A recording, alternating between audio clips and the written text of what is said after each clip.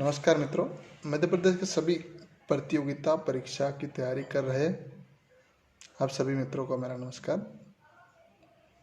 हम आज से शुरू कर रहे हैं मध्य प्रदेश का सामान्य परिचय, जिसमें मध्य प्रदेश के समस्त चीज़ों को हम ध्यान में रखते हुए और प्रतियोगिता परीक्षा में जिस प्रकार से प्रश्न आते हैं मध्य प्रदेश से, उनका संपूर्ण ध्यान रखकर आज से हम मध्य प्रदेश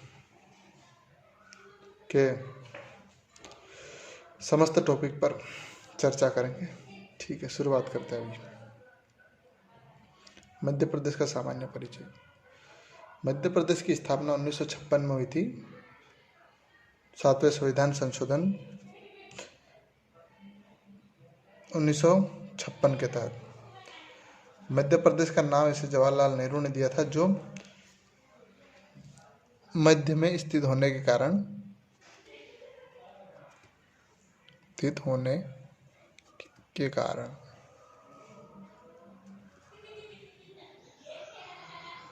ठीक है। इसके बाद मध्य प्रदेश एक भू-आविष्टिक राज्य है।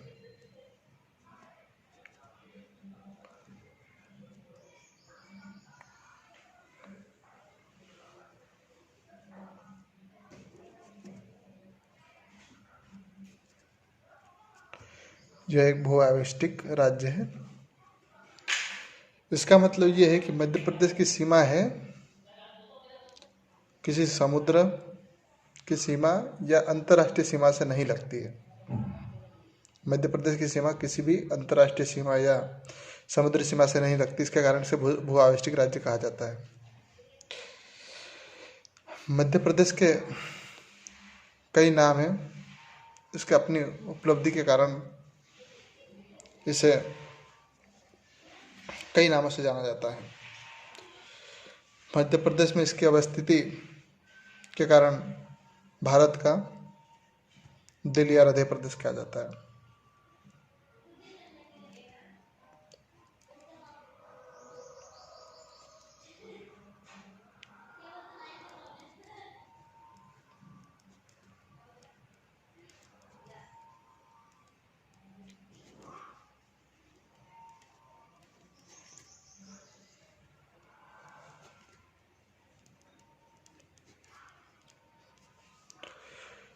भारत के भू-आविष्टिक प्रदेश होने के कारण इसे भारत का दिल और हृदय प्रदेश भी कहा जाता है।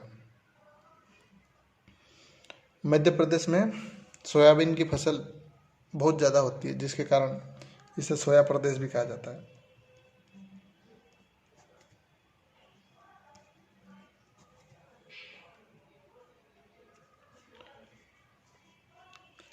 इस प्रकार यहाँ पर मैग्नीज नाम के खनिज का भंडारण अधिक मात्रा में उपलब्ध है, जिसे के कारण हम मैग्नीज नगरी भी कहते हैं।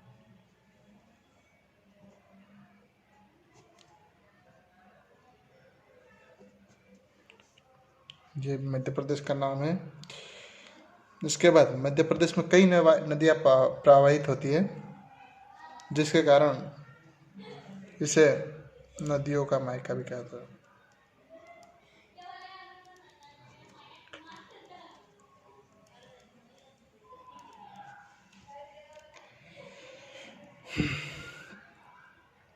मध्य प्रदेश में खनिज संसाधनों से संपन्न राज्य है, इसलिए इसे भविष्य का राज्य भी कहा जाता है।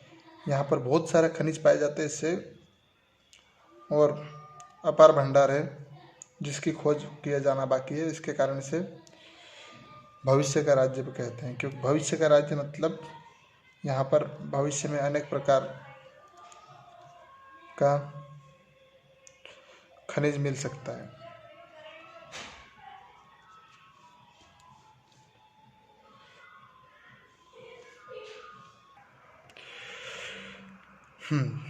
भविष्य का राज्य हो गया। प्रायद्वीपीय भारत का मुकुट कहा जाता है मध्य प्रदेश को। प्रायद्वीपीय भारत का यह होता है अर्थ जिसका तीनों तरफ से सीमा समुद्र से घिरी हुई है। इसका मतलब यह है कि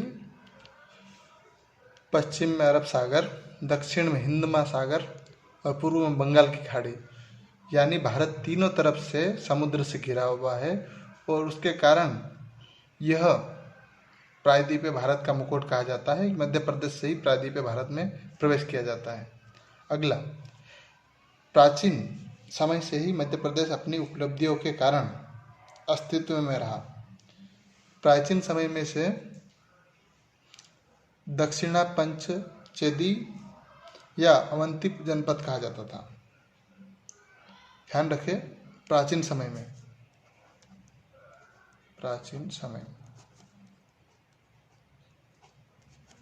ठीक है। अगला, मध्य प्रदेश में हीरे में प्रथम है, इसके कारण इसे कोहिनूर प्रदेश भी कहा जाता है। मध्य प्रदेश में जनजाति क्षेत्र बहुत बड़ा है। इसमें अनेक प्रकार की जनजाति पाई जाती है, जिसमें मध्य प्रदेश की सबसे बड़ी जनजाति भील है एवं भारत की सबसे बड़ी जनजाति समूह गोंड के रूप में यहीं पाई जाती है। एवं अन्य जनजाति है जो जनजाति विषय में हम पढ़ेंगे। लघु भारत है मध्य प्रदेश का नाम, एवं आदिमानव की क्रीड़ा स्थली के नाम से जाना जाता है। सर्वाधिक वनाच्छित प्रदेश, इसमें मध्य प्रदेश में सर्वाधिक वन है। तेंदुपत्ता, मध्य प्रदेश में सर्वाधिक तेंदुपत्ता होने के कारण इसे तेंदुपत्ता प्रदेश भी कहा जाता है। मध्य प्रदेश में दलहन की उत्पादन ज़्यादा होने के कारण दलहन प्रदेश भी कहा जाता है। और अभी वर्तमान में टाइगर स्टेट का दर्जा मध्य प्रदेश को मिला है, जिसके कारण टाइगर स्टेट प्रदेश के नाम से भी जाना जाता है। यहाँ पर सर्वाधिक राष्ट्रीय उद्यान एवं अभ्यारण्य वाला प्रदेश भी मध्य प्रदेश है, जिसमें हम प्रत्येक टॉपिक वाइज व्यवस्थित अलग से पढ़ेंगे। यह था आज परिचय था दोस्तों, सामान्य। आगे हम किस प्रकार पढ़ेंगे, प्रत्येक शुरू से लेकर आखिर तक पढ़ेंगे और मानचित्र के साथ पढ़ेंगे, जिससे हमें पढ़ने में आसानी होगी और याद भी रहेगा। और मैं यही याद कराऊंगा, आप निश्चिंत रहिए। ठीक है, धन्यवाद दोस्तों।